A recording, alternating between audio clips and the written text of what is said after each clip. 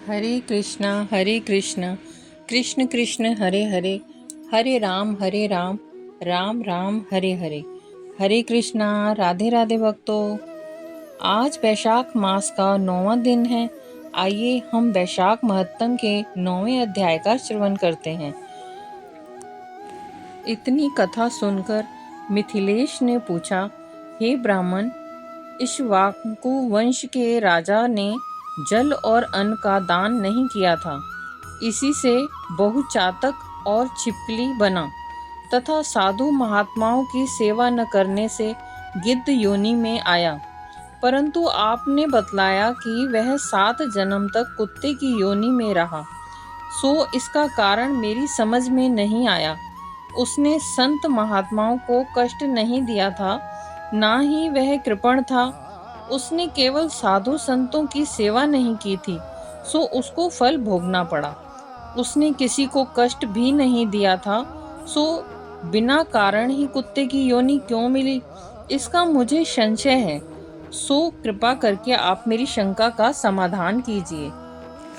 राजा के ऐसे वचन सुनकर श्रुति देव ने कहा, हे राजन, तुमको धन्यवाद है जो आपने ऐसा धार्मिक प्रश्न किया है, सो मैं इसका समाधान करता हूँ। यही वार्ता शिवजी ने कैलाश पर्वत पर श्री पार्वती जी से कही थी। सब लोकों की रचना कर उनकी पारलौकिक और ऐहिक 2 प्रकार की स्थिति बनाई और इनकी स्थिति के 3 भेद बनाए। वो भेद थे जल सेवा, अन्न सेवा और औषधि सेवा। यह तीनों इस लोक की स्थिति के हेतु हैं तथा साधु सेवा,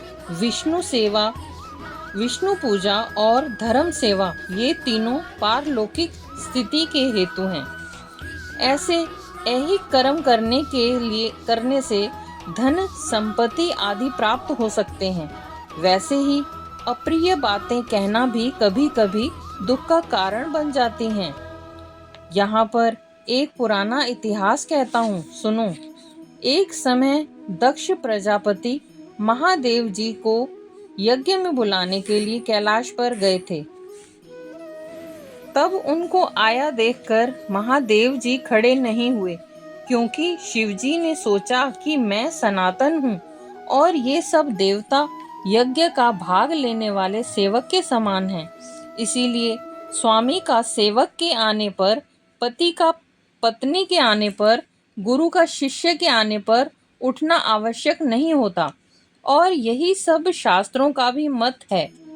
जो स्वामी स्वयं अपने सेवकों के लिए उठते हैं, उनकी आयु, धन और यश तत्काल ही नष्ट हो जाते हैं। यह मेरा प्रिय ससुर है, ऐसा विचार कर दक्ष प्रजापति की भलाई के लिए ही उठे नहीं। महादेव जी के ना उठने पर यह देखकर दक्ष प्रजापति को अत्यंत क्रोध आ गया और महादेव जी के सामने ही उनकी निंदा करने लगा। कहा कि देखो, इस दरिद्री को बड़ा अहंकार हो गया है। इसका धन केवल एक बूढ़ा बैल है, जिस पर केवल चर्म ही रह गया है। कपाल की हड्डी धारण करता है।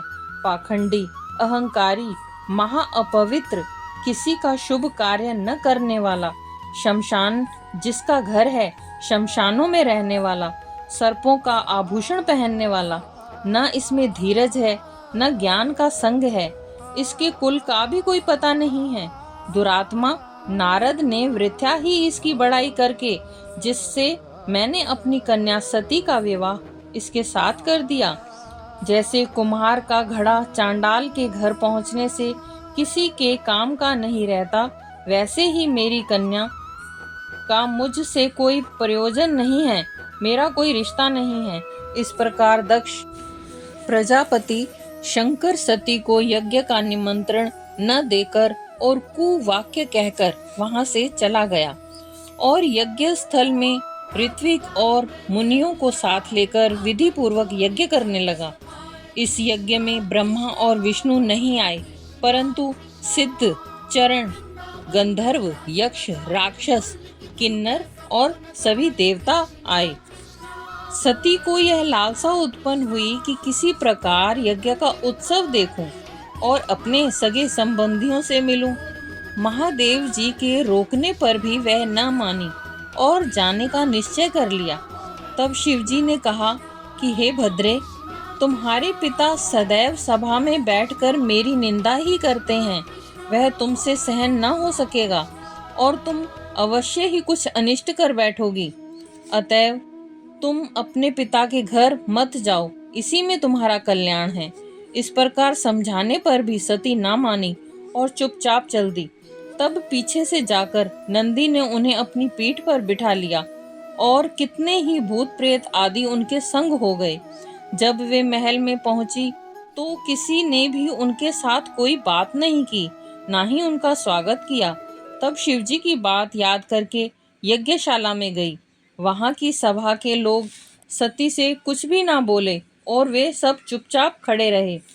जब दक्ष ने रुद्र को आहुति नहीं दी तो सती को क्रोध युक्त होकर कहा, जो बड़ों का अपमान करते हैं उनका कल्याण नहीं होता।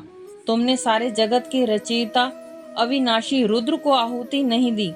यहाँ जितने ऋषि मुनि एकत्रित हुए हैं उन्होंने भी तुमको सुबुद्धि नहीं दी। ऐसा प्रतीत होता है कि विधाता तुम्हारे साथ इनके भी प्रतिकूल हैं। जब सती ये वचन कह रही थी तो पूषा देवता मुंह फाड़कर हंसने लगे और कर्महीन शुक्राचार्य दाढ़ी मूंछ फड़फड़ाने लगा और दक्ष निंदा करने लगा। यह देख सती को अत्यंत क्रोध आ गया और वह अपने पति की निंदा सुनकर प्रायश्चित के रूप में सबके देखते ही देखते हवन कुंड में कूद पड़ी। सती के गिरते ही हाहाकार मच गया। शिव के गण भागकर शिवजी के पास आए और सारी कथा कह सुनाई।